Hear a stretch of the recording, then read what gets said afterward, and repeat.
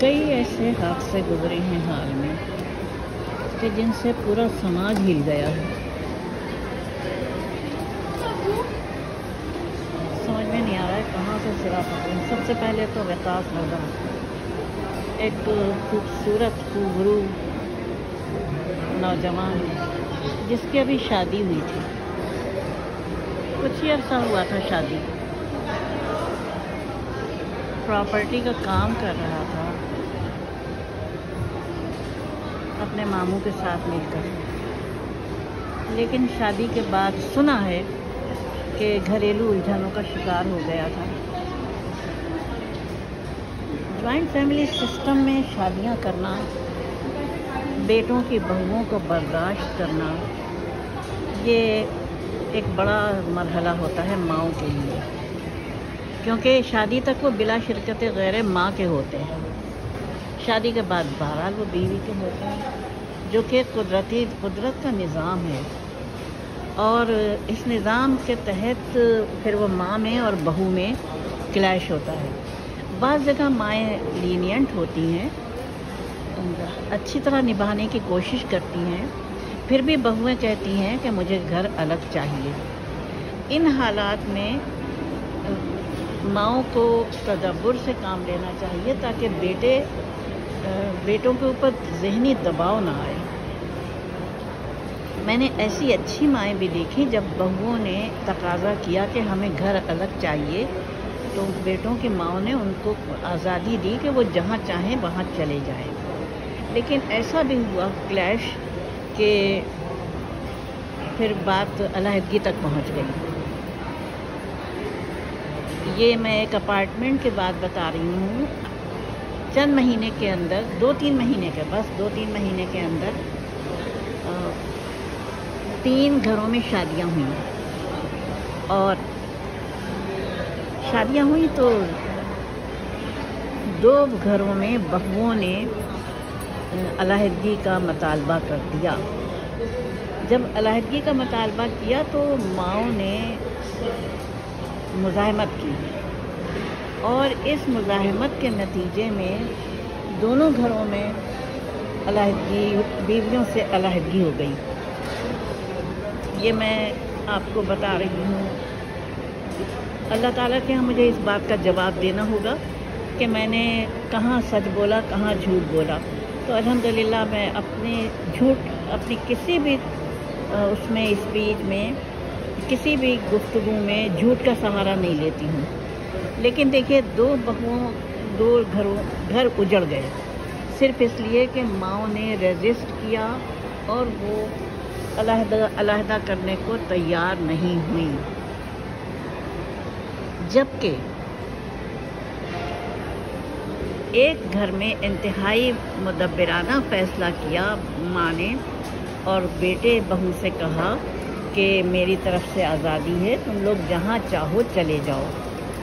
میں نے دیکھا جب وہ چلی گئی لڑکی تو اس کو کافی پریشانی کا سامنا کرنا پڑا، اور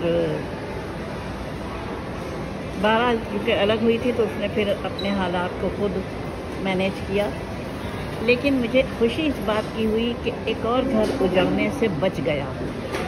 اس لیے میں ماؤں سے کہوں گی کہ خدا را وہ اپنے بیٹوں کی اگر سلامتی چاہتی ہیں، ذہنی سکون چاہتی ہیں، تو وہ بہوؤں کے آنے کے بعد بہوؤں کی مرضی کے مطابق چلیں. بیٹے تو وہی کریں گے نا، یا وہ ماں کے ہو کے رہیں گے یا وہ بیوی کے ہو کے رہیں گے. جہاں ریزسٹنس ہوگی وہاں پھر گھر اجڑ جائیں گے. یہ تو ہو گئی وقاص رضا کی کہانی. دوسری خبر جو ہے وہ یہ ہے کہ یہ جو سوات حادثہ ہوا ہے یہ عام حادثہ نہیں تھا، یہ سانحہ تھا، بہت بڑا سانحہ تھا. لیکن میں آپ کو ایک بات بتاؤں کہ اسی خبر کے ساتھ ایک اور خبر بھی تھی کہ حالیہ چند دنوں میں 78 افراد ڈوب چکے ہیں. اندازہ لگائیے کہ یہ وہ تھا حادثہ جو کہ یہ کئی تھے تو آ گئے، ورنہ تو نہیں ہوتا ہے. اس سے خبروں میں بھی نہیں آتے ہیں. اس سے اگلے دن اس بڑے حادثے کے اگلے دن کالام میں حادثہ ہوا، اس میں بھی کئی افراد کے ڈوبنے کی اطلاع تھی، لیکن وہ خبر دب گئی یا دبا دی گئی، واللہ عالم۔ ایک اور جو سانحہ ہوا اس کے اوپر بھی دل بے اختیار بے چین ہوا کہ رات کے 3 بجے شوہر، بیوی اور ایک بچہ یہ کاغان کے راستے میں گہری کھائی میں ان کی گاڑی گر گئی اور کسی کو پتہ بھی نہیں چلا۔ تو آپ دیکھیے کہ ظلم دیکھیے تقدیر کا کہ ایسی جگہ گری ہے، گاڑی گری تھی کہ ہر طرف سے دیکھا گیا لیکن نہیں مل سکی۔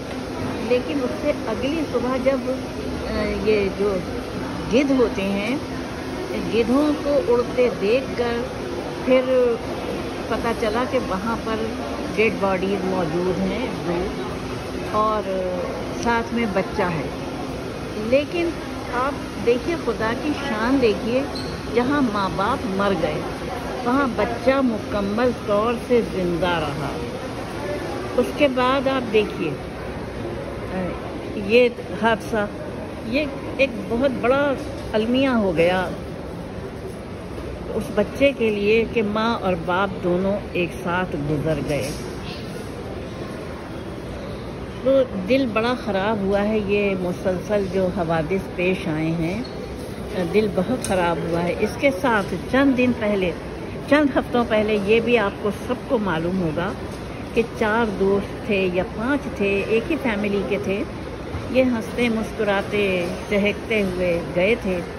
ان میں شادی شدہ بھی تھے، کنوارے بھی تھے، اور ان کی گاڑی کو جو حادثہ پیش آیا تو دیکھیے کہ یہ چاروں کے چاروں جان سے چلے گئے اور پھر ظاہر نکالا گیا، تدفین ہوئی۔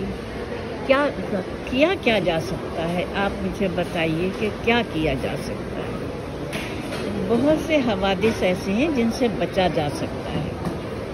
تو میں اپنے ناظرین کو کہنا چاہوں گی کہ خدا را گھر سے نکلنے سے پہلے سب سے پہلے جتنا ہو سکے کلام خدا کی تلاوت کر کے نکلیں، اللہ سے دعا مانگ کے نکلیں، صدقہ دے کے نکلیں، تو جہاں تک ہو سکتا ہے وہاں تک بچت ہو سکتی ہے۔ اب سوات حادثے میں کئی خاندان اجڑ گئے اور قیامت گزر گئی کئی خاندانوں پہ۔ لیکن سب کو معلوم ہے پاکستان کا نظام ایک بوسیدہ، فرسودہ، خود غرض، خود پرست نظام حکومت ہے۔ اس نظام حکومت میں عوام کو اپنی حفاظت کا خود سے بندوبست کرنا ہے، خدا کی مدد کے ساتھ۔ کیسے کر سکتے ہیں؟ ذرا سوچئے۔ بڑوں کو بھی شعور ہونا چاہیے کہ وہ بچوں کی تربیت کریں، کہاں ان کو جانا ہے، کہاں نہیں جانا ہے، کہاں ان کو اپنی حفاظت کرنی ہے۔ اپنی جان کی حفاظت تو ہر لمحے کرنی چاہیے۔ یہ جان اللہ کی امانت ہے، اسے اللہ کی امان میں دے کے نکلنا چاہیے۔ کیا ہوا؟ ایک تو دریاؤں پہ ظلم کیا ہے، حکومت کے آنکھوں کے سامنے سب ہو رہا ہوتا ہے، لیکن جب بڑے بڑے حادثے پیش آتے ہیں تو پھر حکومتی مشینری حرکت میں آتی ہے، پھر وہی ڈھاک کے 3 پات۔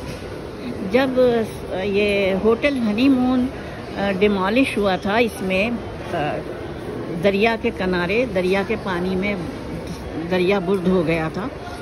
ایک دفعہ نہیں ہوا، اس سے پہلے بھی ہوا، اس کے بعد دوبارہ اسی جگہ کھڑا کر دیا گیا، کیونکہ اتنی بھاری رشوتیں جاتی ہیں حکام بالا کو، معاف کیجیے گا، کہ سب کے منہ بند رکھے جاتے ہیں، حصہ بقدر جثہ پہنچا دیا جاتا ہے۔ تو پھر کسی کو کیا غرض پڑی ہے کہ وہ کریں کچھ؟ حفاظتی انتظامات کریں. تم جانو تمہارا کام جانے. حفاظت کرنا ہے تو خود کرنا ہے. جاؤ ورنہ جاؤ بھاڑ میں، جہنم میں جاؤ ہماری طرف سے. یہ ہے حکومت کا رویہ. اب ایسے میں جب پکنک منانے کے لیے گھر سے چلے تھے لوگ تو کیا ہونا چاہیے تھا کہ بیٹا دریا میں نہیں جانا، بیٹا پانی میں نہیں جانا، بیٹا سیلفی نہیں بنانا. سیلفی صرف وہاں بنانا جہاں کے خشکی ہو، جہاں خطرہ ہو، وہاں نہیں بنانا. دریا کے کنارے، دریا کے اندر. یہاں تو سختی سے ہدایت کی جائے بچوں کو، بڑوں کو، کہ بھائی وہاں نہیں جائیں گے آپ. میں سیلفی کے اوپر تو بعد میں ایک ویڈیو بناؤں گی، لیکن اس وقت جو سارے وہ آئے ہیں شواہد، وہ اس چیز کے آئے ہیں کہ یہ سیلفی سے شروع ہونے والا حادثہ، سیلفی سے شروع ہونے والی تمام بات چیت اور جو کچھ بھی چاہیے فن، اس کی نظر ہو گئے کئی خاندان. وآخر دعوانا الحمدللہ رب العالمین والصلاة والسلام علی خیر المرسلین وآلہ الطیبین الطاہرین.